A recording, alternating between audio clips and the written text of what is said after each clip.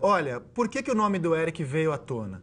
Porque ontem o Santos soltou uma nota oficial. Quem quiser ler a nota na íntegra, ela está publicada no Globoesporte.com. Ela é uma nota grande. A gente separou alguns trechos dessa nota. Na verdade, é um ofício que eles encaminharam à CBF, né? Exatamente. Encaminhado ao presidente, CBF, nominalmente encaminhado ao presidente da CBF, Marco Polo Del Nero. Obrigado, Eric. Se quem quiser ler na íntegra, pode acessar o Globoesporte.com. E eu separei alguns trechos dessa nota aqui para o Redação. Coloca no ar, diretor, por favor. Então, o Santos fala em fatos repugnáveis que influenciaram diretamente no resultado da partida e principalmente na não classificação do Santos. Mas ele diz o seguinte: estamos diante de um caso em que o árbitro revoga sua marcação por comunicação do quarto árbitro, cuja participação teria sido provocada pelo repórter de campo, o senhor Eric Faria, da Rede Globo de televisão. Mas essa ação, segundo o Santos, foi constatada no vídeo da partida e em fotografias tiradas por outros veículos de mídia. E pede algumas medidas do Santos, em nome da credibilidade do futebol nacional.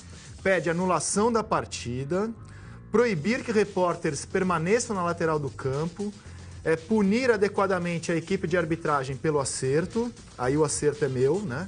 E descredenciar o senhor Eric Faria como repórter de campo. Essa é a nota do Santos. Sobre fotos em veículos citados pelo Santos, nenhuma foto apareceu até agora e nada. Sobre vídeos, o Santos publicou um vídeo na sua TV oficial.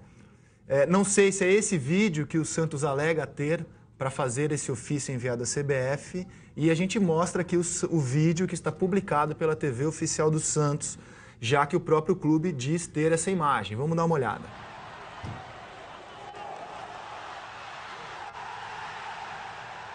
Esse vídeo, só para esclarecer, ele tem cortes, mas os cortes não foram feitos pela nossa equipe. A gente está reproduzindo integralmente aquilo que o Santos coloca no ar na sua TV oficial, a Santos TV. Nesse vídeo, eu nem consigo ver o Eric Faria. Eu vejo só os jogadores em torno do Voaden. Se tiver outro vídeo que o Santos suba, a gente mostra aqui. E para dar até mais elementos, eu quero mostrar como foi a transmissão da TV Globo, da qual o Eric Faria participou. Enquanto eu vou colocar o vídeo na íntegra, subido pelo Santos há pouco. Está aqui o Voaden com o quarto árbitro conversando. No relato do próprio quarto árbitro, a gente vê tudo o que ele relatou aconteceu aí. Tá? E aí o Voaden volta atrás. O vídeo mostra uma coisa de fato, que não houve pênalti. É o que o vídeo mostra. E vamos ver como foi a transmissão da Globo? Vamos dar uma olhada como foi a transmissão da Globo e o momento do pênalti. Bota no ar, diretor. O jogo é corrida, movimentado. Lucas Lima, linda bola pro Bruno Henrique. Limpou, caiu, Voaden vai marcar pênalti de Hever em Bruno Henrique. É pênalti pro Santos. Voaden esperou um pouquinho, tive essa sensação. Jogadores do Santos agora querem punição pro Hever. O lance é esse. Para variar, uma bola perfeita do Lucas Lima. E a chegada do Hever para análise do Leonardo da Silva. O Hever tira somente a bola. Ah lá, o desarme é legal, ele tira a bola e depois tem um contato de jogo até pela velocidade do atacante do Santos. A gente vê que a posição aí é legal, né? Por isso o Voaden demorou tanto. Ele ficou em dúvida. O Voaden chamou o quarto árbitro aqui, o Voaden. Portanto, chamado o quarto árbitro. Eu acho que ele não vai dar o pênalti, não. Vejam só, até para o pessoal que está em casa, nesses jogos da Copa do Brasil, não tem os adicionais atrás do gol. Nessa hora eles fazem falta, porque eles veem a jogada por trás, num ângulo diferente do árbitro central. Ele está falando pessoalmente, ele tem a comunicação, né? O Dr. Tanuri está ali fazendo pressão. E o Voaden, pelo aplauso do Pará, o Voaden vai marcar o escanteio. Deu um escanteio. Dizendo que pegou somente na bola, né? Quarto árbitro, então foi o responsável pela mesma visão que você teve, Léo da Silva. Olha, É o Flávio Souza, né? O Flávio Souza, que é de São Paulo, quarto árbitro também muito experiente. E tá aí, ó, tocando somente a bola, mandando, e posteriormente tá aí, tem contato físico, mas provocado pela velocidade do atacante do Santos, que tá vendo em direção à bola. Até ele é que joga um pouco a perna para ter esse contato. Não houve penalidade. Para mim, a decisão da arbitragem é completamente correta. O Gaciba é o primeiro a opinar que não foi pênalti e o lance em câmera lenta, no detalhe, deixa isso claro. E o Eric informa logo na sequência que o Voaden chamou o quarto árbitro. Eric, quer complementar? Então, é só dizer que isso tudo é muito chato, né, Rizek? A gente gosta de vir aqui falar de futebol. Eu acho que assim, o futebol está virando uma coisa muito maluca e que não é o que a gente gosta de ver. Eu estou aqui hoje falando sobre uma acusação leviana, falsa, que está me dando um pouco de dor de cabeça em rede social. Eu já recebi um monte de ameaça de morte, que se eu for à Vila Belmiro eu vou sair no camburão do IML, vou tomar paulada, pedrada, enfim. Assim, mais do que o jornalista, tem um cidadão aqui, pai de família, pai de 2 filhos. Ontem, no meio da confusão toda, eu tenho um menino de 10 anos que ele me mandou um WhatsApp. Ele falou, tá tudo bem, pai, nesse rolo todo? Tu tá vindo para casa bem? Quer dizer, o moleque gosta de futebol, acompanha, tá vendo o que está acontecendo com o pai dele, enfim. E por quê? A troco de quê é isso, né? A gente fala tanto em não violência no futebol e um clube da grandeza do Santos não precisa disso, não precisa realmente, assim. A história do Santos é linda, é belíssima, tá em outras competições, assim, sinceramente, desviar o foco de uma derrota, atribuir a uma acusação sem pé nem cabeça, assim, porque eu sequer me mexo no campo ali. Ali a gente tem uma posição que é determinada. Vamos mostrar, a gente tem a imagem de novo para mostrar. O Eric, ele tá bem ao lado do quarto árbitro. Coloca no ar. Pode colocar, diretor. Diga, Eric. Então, eu sequer me mexo no campo de futebol ali. Eu me mexo no fim do jogo com um funcionário da CBF que me leva até a linha de fundo para poder fazer a entrevista no intervalo e no fim do jogo. O que o Flávio falou é realmente, assim, eu sequer tinha ouvido a voz do Flávio, eu não conhecia a voz lá onde ali, ó. Ali está o quarto árbitro, eu estou mais à direita ali.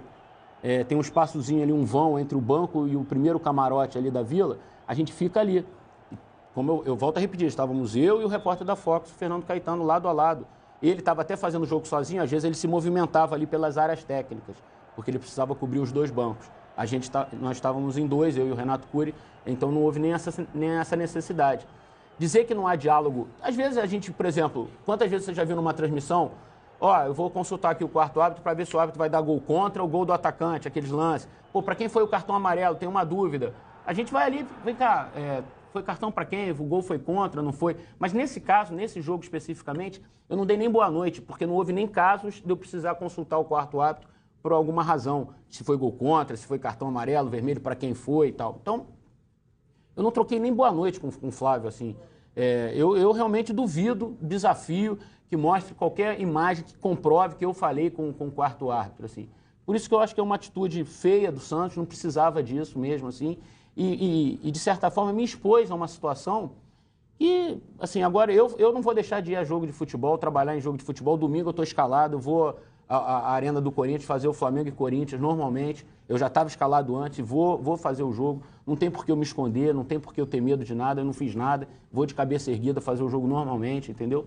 Então, assim, acusação de torcedor e tal, isso aí, o torcedor é muito passional também, acabou sendo movido por uma nota do Santos, o torcedor magoado porque perdeu, vê a diretoria acusar alguém, ela acaba comprando o discurso mesmo, porque ela também está magoada, então isso passa, isso aí vai passar, mas é chato você ler que vai morrer, que vai tomar pedrada. O Eric não é o primeiro a sofrer isso, a repórter Karen Duarte sofreu uma situação semelhante com o Fluminense no ano passado, e não somos a única emissora a sofrer isso. O repórter Fernando Fernandes, da Rede Bandeirantes, já sofreu algo muito semelhante, assim como o André Hernan, assim como o Carlos Cereto. E o que eu lamento, naquilo que eu considero uma atitude baixa de um clube que é gigante, que é o Santos Futebol Clube, é porque você coloca, de uma forma muito leviana, muito irresponsável, uma torcida contra um profissional de imprensa, cuja única camisa ali é da emissora para a qual ele trabalha.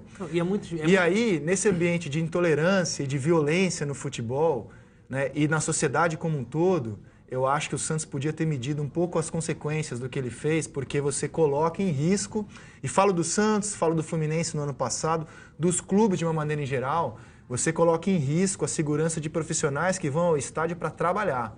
Então, infelizmente, na minha opinião, uma atitude baixa de um clube que é gigante. Diga lá, Marvel. É muito impressionante porque a gente vê assim, que as pessoas não sabem perder, né?